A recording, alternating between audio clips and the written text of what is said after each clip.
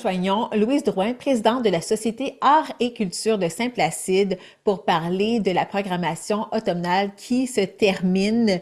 Mais avant même d'en parler, faisons ensemble un bilan de l'été qui vient de se terminer, de s'achever. Comment ça s'est déroulé? Il y avait vraiment une programmation très riche et diversifiée. Écoute, effectivement, on a eu un bel été avec particulièrement avec les concerts de Jazz Blues Plus sur la terrasse où on en a présenté six différents. Alors, on remercie vraiment le public fidèle qui fait confiance à notre programmation, puis qui sont là de façon récurrente et ça a été vraiment un succès sur la terrasse et la majorité du temps, il fait beau, alors on est chanceux. Il y a eu aussi les beaux dimanches, bien sûr, avec cette année, on avait choisi de ne pas les présenter dans le petit kiosque à musique. Les gens nous avaient manifesté le désir que ce soit sous le chapiteau et qu'ils avaient plus de place là, pour s'installer. Alors, on a eu 3 concerts sous le chapiteau, dont un gros Danse les vues avec Joanne Lefebvre et plusieurs chanteurs. Et ça a été vraiment un succès. Et c'est d'ailleurs elle qui revient un peu plus tard, là, en novembre. Oui, le 30 novembre pour être exact. Mais Ouais. avant d'en jaser ensemble, parlons du spectacle qui arrive très bientôt, 26 octobre, et ça va se dérouler à l'église de Saint-Placide à 20 heures. Oui, 26 octobre, on a l'honneur et le bonheur de recevoir Harry Manx. Harry Manx, qui est un bluesman, mais unique, qui a passé son enfance au Canada, qui a voyagé partout dans le monde, qui a étudié la musique indienne pendant plusieurs années. Alors, il vient nous proposer un spectacle de blues teinté fortement de musique indienne.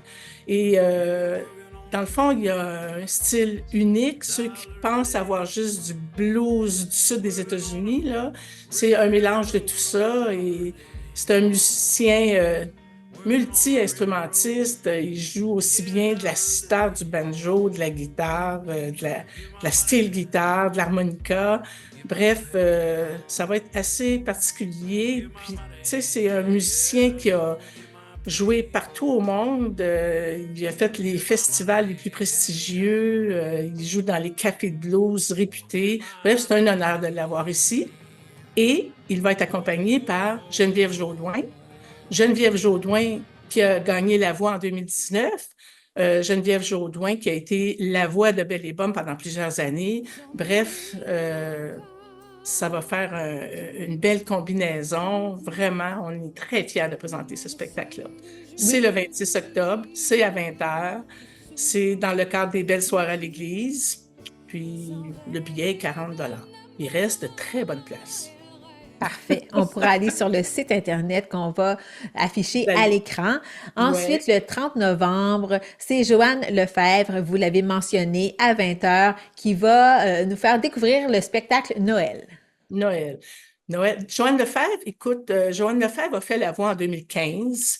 Elle a été choriste avec de nombreux musiciens, chanteurs, OK? Elle a fait le spectacle cet été, Danse les vues, et elle a impressionné tout le public dans le parc par sa voix, bien sûr, par son énergie, puis par sa capacité à contacter avec le public. Vraiment, ça a été très apprécié. Et là, elle nous propose Noël. Noël qui va être, paraît-il, un ensemble de chansons de Noël réarrangées par un musicien de la région qui s'appelle Marc-Étienne Savage. Alors, c'est un musicien de jazz, mais c'est un réarrangeur, etc.